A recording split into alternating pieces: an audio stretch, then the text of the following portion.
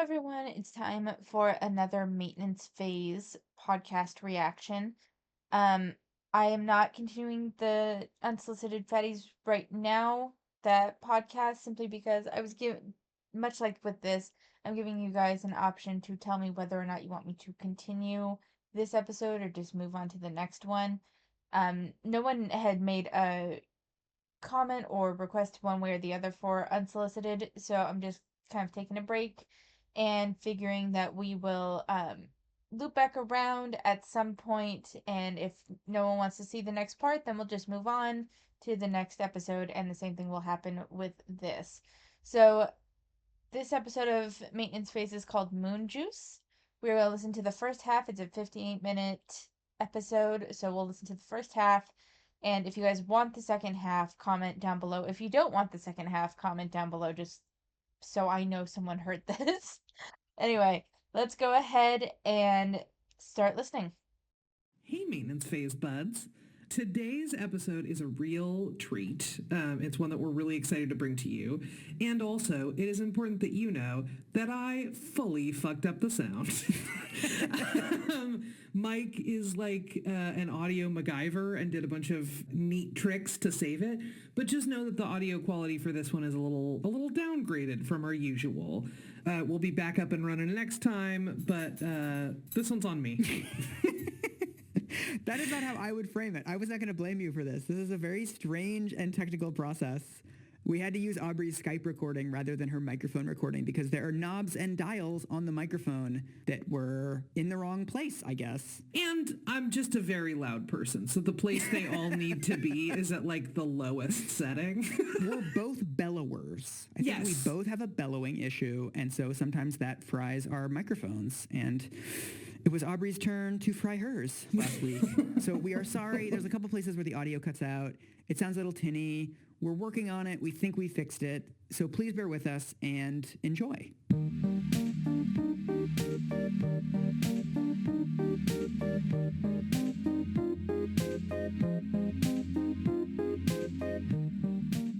Hello. Welcome to Maintenance Phase, the podcast about health and wellness and energy drinks, I guess, or something. Yeah, sort of. I am Aubrey Gordon. I am a columnist for Self Magazine.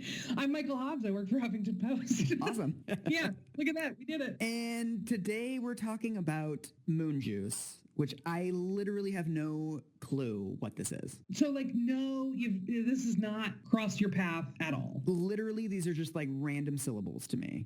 The only thing I know, which I think I heard from you, is that this is somehow in the Gwyneth Paltrow extended universe. So if we're thinking about like Oprah and sort of who are the people that Oprah introduced us to, Oh no, they're all bad. the first big one that Oprah introduced us to was Dr. Phil. Yes. And Moon Juice is like Goop's Dr. Phil. This is sort of like her like first big sort of like endorsement of another company. So moon juice is a company, not a substance. Correct. Okay. Moon Juice. So we might as well dig in. I was gonna like dig in more on like what else do you know? Like, and it's just like you're just like nothing. No. Great. Literally, Okay, cool. there's no, you have mind as deep as you're going to get. This is it. We are out of ore. So it started out as an LA juice bar. I don't know if you know LA much, but its first location was in Venice. Okay. Second and third locations were on Melrose and in Silver Lake.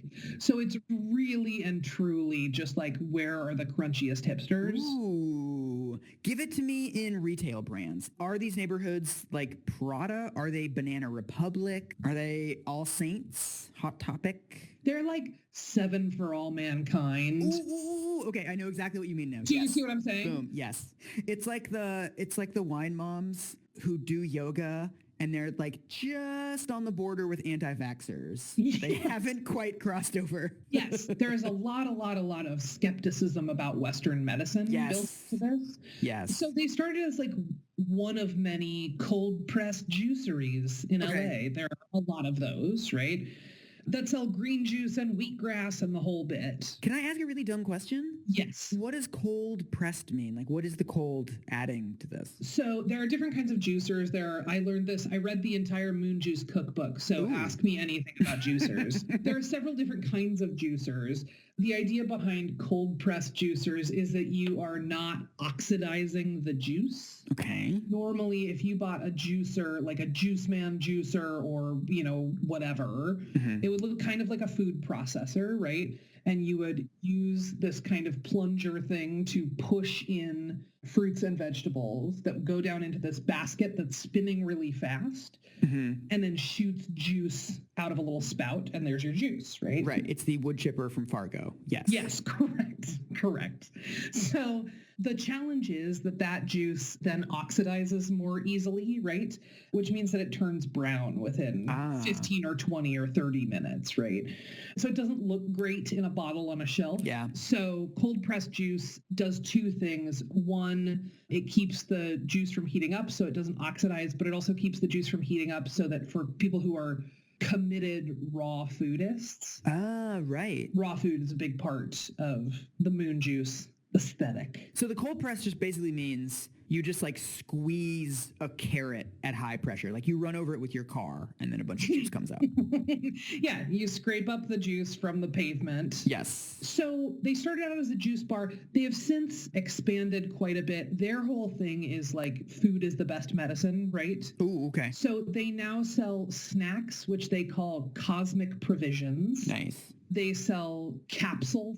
So there isn't a whole lot for me to say right now because they're kind of explaining it. I've never even heard of moon juice, so I'm still kind of learning what this is.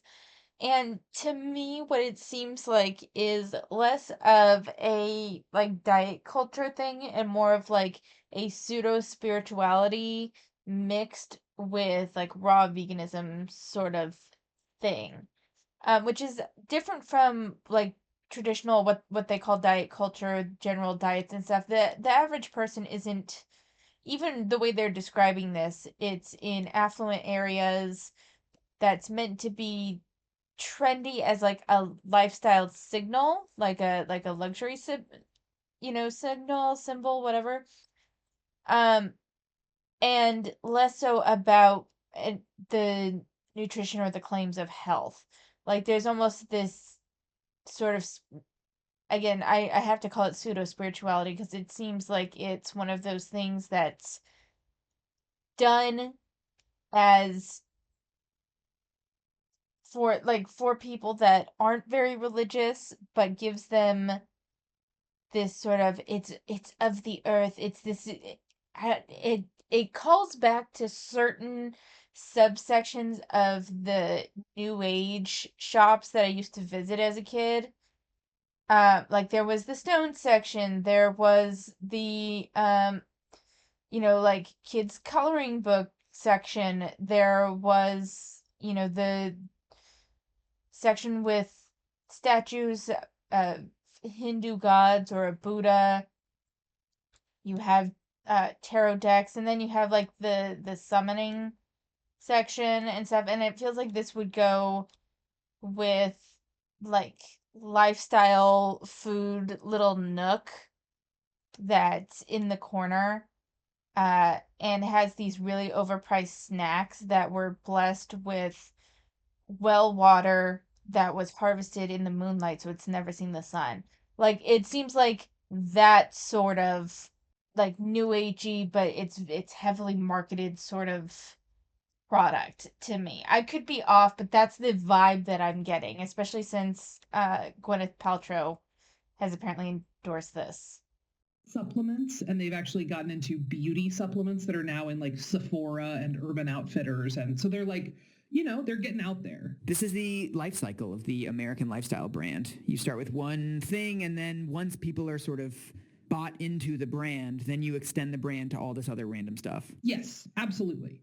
They've also released a cookbook. They still have their juices, and they've got these things called dusts. Oh, no. Yeah. Which are these sort of powdery supplements that are a mixture of usually like mushrooms and herbs and a lot of ingredients that are borrowed really heavily from Chinese medicine, from Ayurveda, from herbalism, a wide range of sort of Eastern/alternative medicines. I can see why Gwyneth Paltrow likes this. Right up her alley. It's interesting, Gwyneth Paltrow calls her website Goop, right? It's kind of like a satire of people who are promising to fix your life with some sort of goop. Like, Yeah. LOL, everybody has a goop they're selling. Ours is just going to be called Goop, right? And it feels like they're doing the same thing here by calling it dust, Yep. right? Where dust is associated with like dirt and filth. They're sort of tongue-in-cheek referencing how much fucking snake oil there is in this field. So potentially that's the case. I will say I did read one review of the dusts that was like, I really liked that it was dust and not powder because powder sounds synthetic and dust sounds natural. And I was like, this is bizarre. Yeah, that's probably going on too. Yeah, this idea that everything has to be quote unquote natural. Moon Juice is also big on adaptogens. Oh, fuck. It's like Chevron with Techron. It's just a made-up word. Yeah. So do you know anything about adaptogens? Has that come Is across that a your... real word? Oh, yeah, it's a real word. What? Okay. It's totally a real word, and it's totally Chevron with Techron. There's a quote from the New York Times did a whole piece called "What Are Adaptogens?" Oh, God. Because if you are like me, a white woman in your 30s, adaptogens are everywhere on like Sephora. They're everywhere in juice bars. They're everywhere in all kinds of stuff, right? Wow. So this is the definition and sort of little explanation from the New York Times. Mm-hmm. Quote, coined in 1947, the term adaptogen refers to substances that theoretically, quote unquote, adapt to what your body needs and help protect against various stressors. Oh, for fuck's sake. Although the science is as murky as a mushroom drink looks, and these supplements are unregulated by the Food and Drug Administration, that hasn't stopped trendsetters from sharing their purported benefits, which include supporting the body's adrenal glands, reducing stress levels, and regulating hormone responses for an overall sense of homeostasis or balance. Oh, God. It's just like classic marketing stuff. So there's like a little bit of science that shows that there might be some benefits. Those studies have all been done in rats. Nice. Wait, what are they though? Are they a pill? Or like, are they found in like broccoli or something? Where are we getting these adaptogens? They're found mostly in like mushrooms. Okay. Everything in the moon dusts. So there's like brain dust and power dust and spirit dust and something called sex dust. Yes. That's called cocaine. Well, also just like, if your sex is dusty, that's not sex I want to be having. I had the dustiest sex yesterday. So all of these dusts are just made up of basically like ground up ingredients like ashwagandha, hoshu wu. Pearl has a bunch of adaptogens in it. So the idea is that these adaptogens are naturally occurring. So what Moon Juice has done is they've taken these exotic mushrooms or whatever, and they've boiled them down only to the adaptogens, and now you can get pure adaptogens in a pill or whatever. That's right. They're finding the most concentrated natural sources of adaptogens, a thing that is like pretty ill-defined, right? Right. And there's also the big step of even if, because we see this with vitamins quite often, that even when we see the benefits of vitamins in, broccoli or whatever fruit or vegetable that you're eating, oftentimes those benefits don't actually appear once you take out the vitamin and put it in pill form. Right. So even if adaptogens are this like amazing, great thing in mushrooms, it doesn't necessarily mean that you will get the same effect if you take them in a pill. And just because it works in rats doesn't mean it works in people. Yes. Also, do you know what I mean? Like, there's just like a lot of layers of stuff we don't know yet. Yeah. I'm not going to say like, let's never try adaptogens or they shouldn't be sold or what have you. But I am going to say, hey, maybe cool it on your like big sweeping claims about what adaptogens are capable of doing. Yes. And Moon Juice's founder, Amanda Chantal Bacon. So the funny thing is that I don't disagree with her here. And personally, though, I mean, I understand how this is connected to health and wellness, but I almost feel like they're grouping, given the structure of this podcast that we've seen up to this point, Fen Redux, a presidential physical fitness test, Snackwell cookies, Moon Juice feels a little bit like an outlier and like it shouldn't be grouped in with these other things.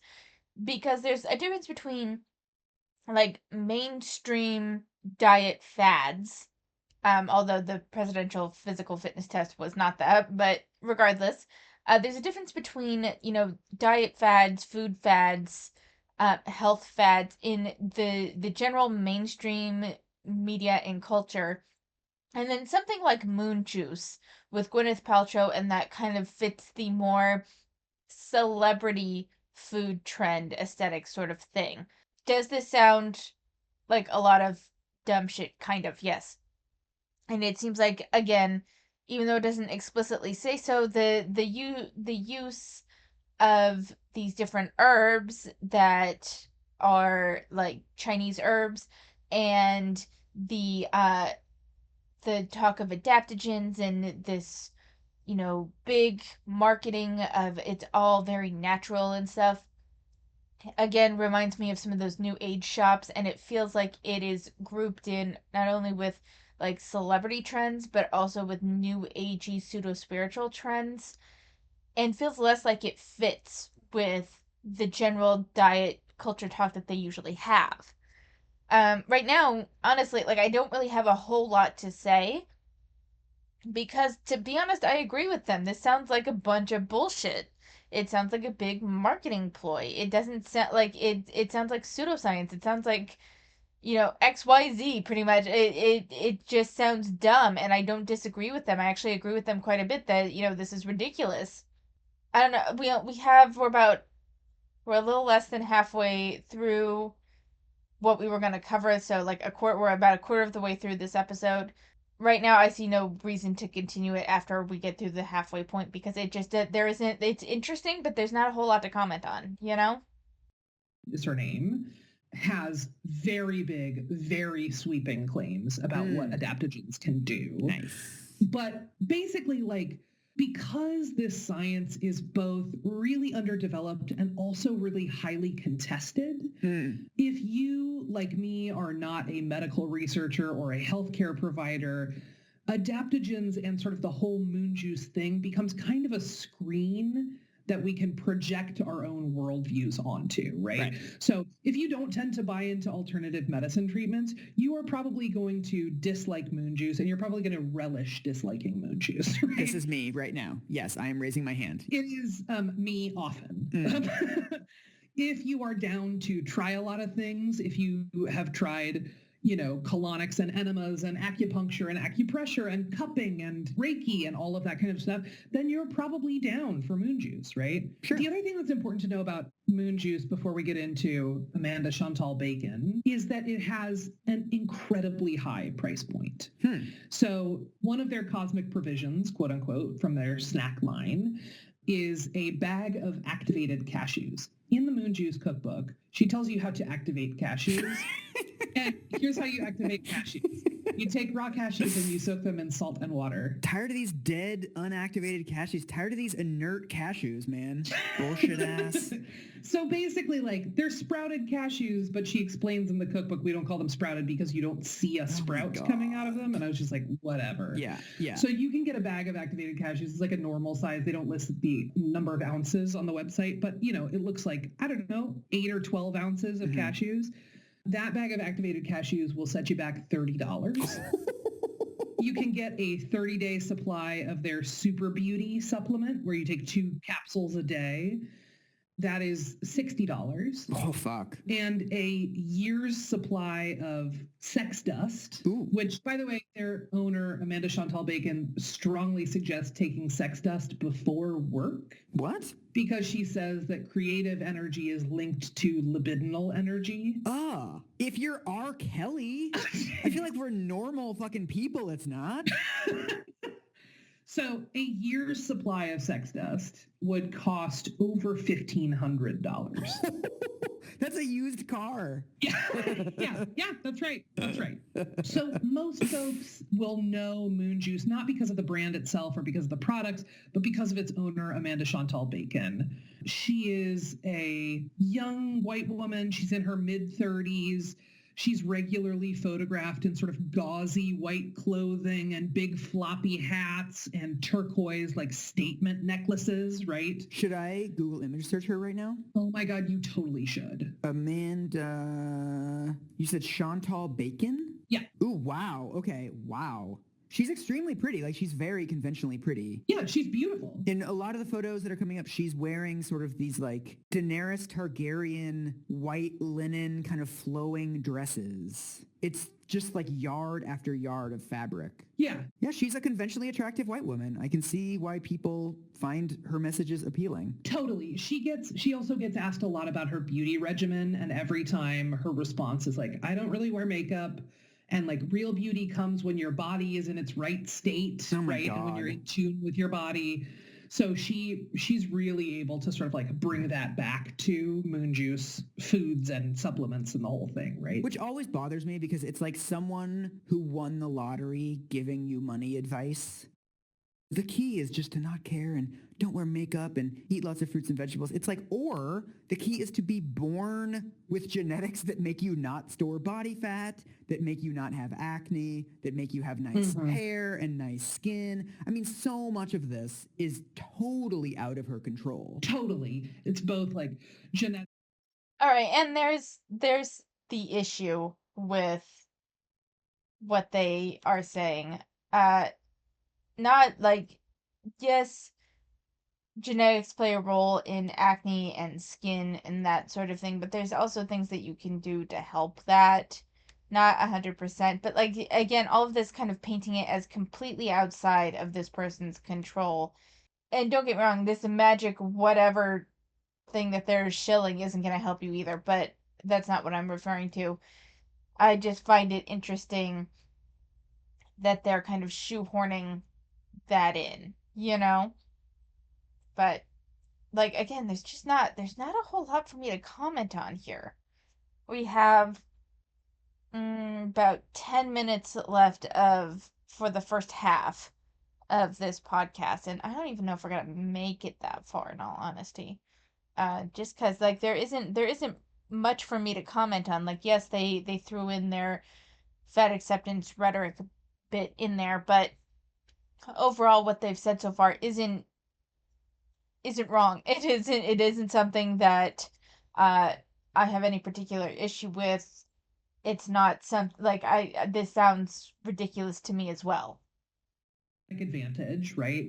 Plus having kind of astronomical amounts of disposable income. Yeah. So you mentioned in the Google image search, you said the first thing that came up was a food diary. Yes. And that is actually how I came to know of Moon Juice because of what was in the food diary. So Elle Magazine does this thing from time to time where they say, like, tell us everything you eat. Oh, where like they invite celebrities to lie about it, basically. Yeah, totally. So Amanda Chantal Bacon wrote her own food diary, and I'm just going to give you a couple of quotes from it. We're not going to lead up. We're just going to do quotes. All right, do it. At 8 a.m., I had a warm morning chi drink on my way to the school drop-off, drunk in the car. It contains more than 25 grams of plant protein thanks to vanilla mushroom protein and stone ground almond butter, and also has the super endocrine brain immunity and libido boosting powers of brain dust, cordyceps, reishi, maca, and shilajit resin. I throw Hoshu Wu and Pearl in as part of my beauty regime, and I chase it with 3 Quinton shots for mineralization and 2 lipospheric vitamin B complex packets for energy. You are fucking making this up, Aubrey. This is not real. All of these words are made up. She's having like fucking, what was it, quadricep powder? Cordyceps, how dare you. Cordyceps. Listen, don't pretend like you don't know about cordyceps. I see you with your Quinton shots in the morning. Jesus Christ. Initially, I was picking out quotes, and I just picked out every paragraph because everyone is this level, right? So here's her lunch. For lunch, I had zucchini ribbons with basil, pine nuts, sun-cured olives, and lemon with green tea on the side. That's almost a normal meal. Let's pause and appreciate. I mean, it sounds good to me, honestly. Yeah, Amanda, congratulations. She says, this is such an easy, elegant, and light meal. I made this while on a phone meeting before heading out for the rest of the workday. I often alternate this with my other lunch staple, a nori roll with umeboshi paste, avocado, cultured sea vegetables, and pea sprouts. Where the fuck is she getting these ingredients? I wouldn't even know where to begin getting like pea sprouts or whatever. Yeah, I mean, like, so much of her food is like dependent on you take a day each week to make all your nut milks from scratch, to do bubble, right? Like to do all this stuff, to ferment things, to do all of that.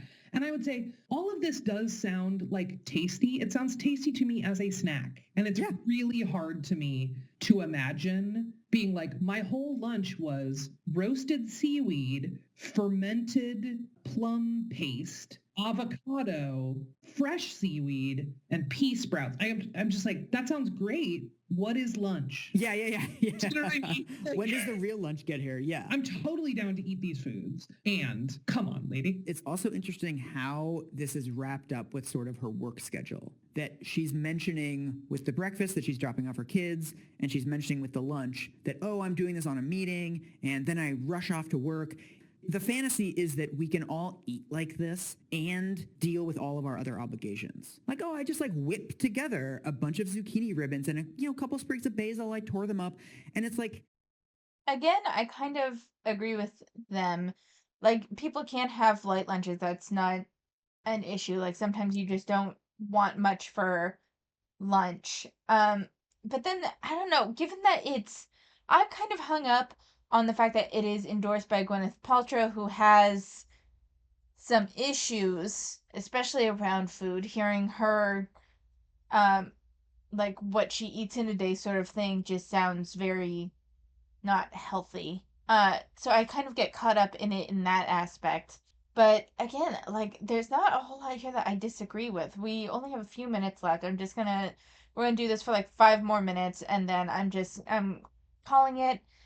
And I actually think I do want to try to leave these up more to you guys, but honestly, I've had so little to say about this episode. I think we're gonna just move on to the next one, which sounds, just from the title, looks far more interesting. It's called the Twinkie Defense, so I think that'll be far more interesting once we kind of cycle back around to maintenance phase. But honestly, I really don't have much to say. We'll listen to 5 more minutes, and then, like, I guess it just kind of is what it is for this video. I don't like skipping over episodes without at least listening to part of it and reacting to part of it, because I want to give a full idea of what this podcast is like. And occasionally they do have episodes like this where, I mean, I agree with their points, you know? No, the amount of preparation that goes into these kinds of meals and this kind of eating, unless you're like a stay-at-home person or you have a live-in chef or personal assistant who's doing all the shopping for you, it's not attainable for most people. So, like, one of the things that happened as fallout from this, on that note, first of all, I should say, this blew up on the internet. Oh, yeah. You can imagine the heyday that people had. There were, like, snarky pieces on, like, Jezebel and in the New Yorker, and, like, everybody went to town. I am all for just, like, heaping scorn on clueless rich people who do shit like this. I think we always have to temper this with, like, sometimes it's, like, shot through with misogyny. There's other things that we need to be wary of, and we don't want to go overboard. But I also think that, like, clueless rich people are the most fucking infuriating thing, especially now. And salty articles about them, I think, are completely fine. Well, there were 2 headlines that were, like, outstanding. One was Gia Tolentino's headline, which was, "I've never heard of any of the things this white woman eats." And the other one was from New York Magazine, and it just said, "This woman makes Gwyneth Paltrow look like Guy Fieri." So it's partly like folks are, there's backlash to the, like, incredible, weird, wealthy name droppiness of it all. And some of it is also this, like, incredibly curated life that people are like, that's not actually how people live. There's also the thing that usually these clueless celebrity look at my life type articles, there's usually also a through line of sort of couching this as, like, sustainability, or couching this as, like, oh, look how good I am for the planet, and all this other fake virtue about eating like this and living like this. I mean, oftentimes it comes with this implicit or explicit social message about how if everybody lived like this, wouldn't the world be better? And it's like, no, all the data indicates that we cannot live like this and this is not remotely sustainable, but you're telling yourself that you're a good person even while you're like baking the planet with this shit. Totally. So there's like continual sort of refrain throughout the Moon Juice cookbook is that you can heal your body and heal the planet. Oh God. The other thing that I will say that was part of the backlash to this piece is that as all of these news outlets started writing about it, a number of them started estimating the cost of these groceries. Nice. One website sort of came up with the low end cost, and that was about $700 a week. Uh-huh. That's the low end. The high end estimate that I found was about $1,200 a week. Jesus Christ. So this is a diet that is straight up for wealthy people. There's also a thing, I feel like we should also mention, I really have no problem with rich people eating rich people shit and doing rich people shit. If you've made a ton of money and this is what you want to spend your money on, morally speaking, I don't particularly care. I think what is offensive to me anyway is sort of the influencer-ness of this in the literal sense. They are trying to influence people to live this way, and they are implying both that everybody can live this way and that everybody should live this way. Right. I mean, I think that's part of what's really interesting to me about Moon Juice is that it is this sort of encapsulation of like a lot of the most sort of insidious parts of wellness culture, right? That's like, it's natural, so it's better. You are doing this incredibly self-focused and self-centered thing that also gets painted as somehow altruistic or somehow benefiting other people, right?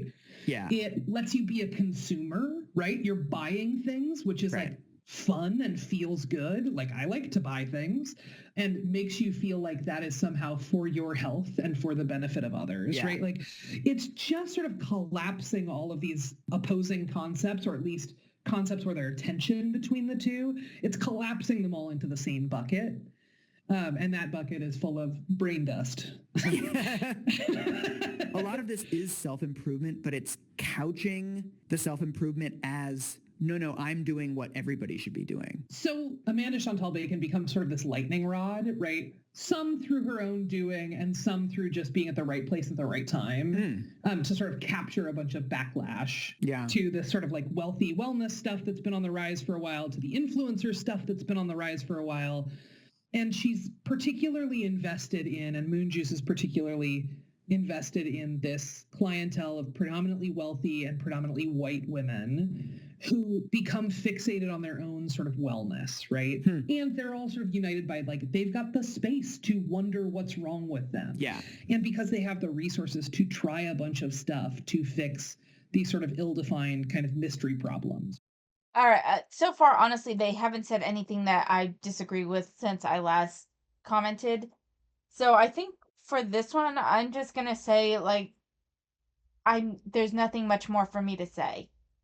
Like I don't have anything really to contribute at this point. I'm actually cutting this a little bit before the halfway point because like there just isn't much for me to comment on. And what there is just kind of me kind of agreeing with them, oddly enough, in this particular episode. So like I think it's still worth posting this video and showing you guys that occasionally they cover something that at least I agree with. You may not agree with it. I think that they make some decent points. And I actually agree with them quite a bit on this episode. So there's really no point in me making a follow-up with this. And I'm just going to kind of leave it here. For a little bit of what's going on in my life, I don't have much to share with you guys in terms of recommendations because this past week was kind of shitty. So it started on Sunday night, the night that I had recorded my last video. Someone left their rotary cutter out, and I accidentally, while walking past it, knocked it over, and it landed blade down on my foot. And it was a brand new blade. So I had a huge gash in my foot, and between the blade and the weight of it, there was some damage to a couple of nerves in my feet. Not permanent, thankfully, like knock on wood, but not permanent. It'll heal eventually. But it's still like the areas around the nerves are still very bruised and swollen. And it hurts like hell. So that's fun. And then to add to that, the heat in my car isn't working. And then, like, I still don't know what my hours are working on for working are at my new job yet. And I was just kind of inundated with a bunch of information. It was a lot of onboarding stuff last week, or this past week. And so that was kind of overwhelming. It's just been kind of a lot. It's been kind of a lot. It's been kind of overwhelming. And dealing with my car and my foot with all that left me very overwhelmed. So that was kind of my week. Nature of the beast sometimes, like, I'm taking things as they come, uh, and it is what it is, and I'm just gonna, do my best going forward. Um, for some brief things that I can talk about in terms of entertainment. So something that I got, there was a big fabric sale last week, right? It was the day before I recorded, it was Saturday. And I got a shit ton of stuff, and it was so awesome. I got so many kits because I beeline for the kits right as soon as the doors open because they're gone very quickly. If you ever go to like this community fabric sale or whatever, and they have stuff and they're like fairly organized and they have kits and stuff, run to the kits first because they're gonna be gone first. But I got those, and I got a bunch, and I got this really cool uh, kit that when you embroider it, you end up embroidering an entire quilt top, which you can then sew, get backings on, and make a quilt out of, and it's really cool. And so I've started embroidering that in a very old style, original color, kind of vintage way, and so that's been fun. And while I've been embroidering that, I've been watching this old BBC series called Atlantis, and it only got 2 seasons. But if you like Greek mythology and you can be okay with them kind of fucking with the details, it's pretty decent. Hercules is not Hercules. Jason is our main character, and my guess is that he's supposed to eventually be Jason of the Argonauts.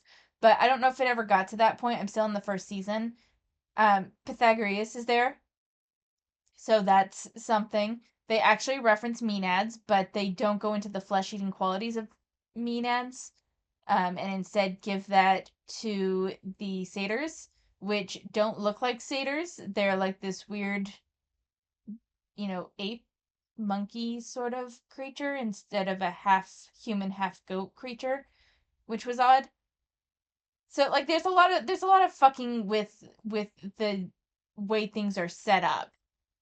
For some reason, Poseidon's animal, like representative animal within this universe, is a bull instead of a horse for some reason. Like there's just little issues with details like that. But it's an entertaining series. I think you would get more out of it if you have background knowledge of Greek mythology to begin with. Although it might be entertaining without that. I find it very entertaining. Like even in the first episode, we're introduced to like King Minos and the Minotaur, and it looks like Minos um is gonna be a stand-in for Midas, King Midas, and like I just see that it going that way. Uh, there was a reference to Oedipus in one episode, which was really kind of interesting. That will be very interesting to see if that had an opportunity to unfold. Because that's its own thing. Like, there's just some interesting stuff there. And then the other thing that I've been watching, is Pokemon Indigo League. The very original series. It's been a nostalgia trip for me. I forgot how savage Ash could be to Misty in particular. But it's been entertaining. That's what I've been watching some while resting my foot and embroidering. But otherwise, it's been just a lot of onboarding, a lot of trainings to do, a lot of information to digest, and I have another week of that before we head into the school year. So just wish me luck, and I wish you guys luck with whatever is going on in your lives right now. I hope the best for all of you. Thank you so much for watching. Take care of yourselves, and I will see you next time.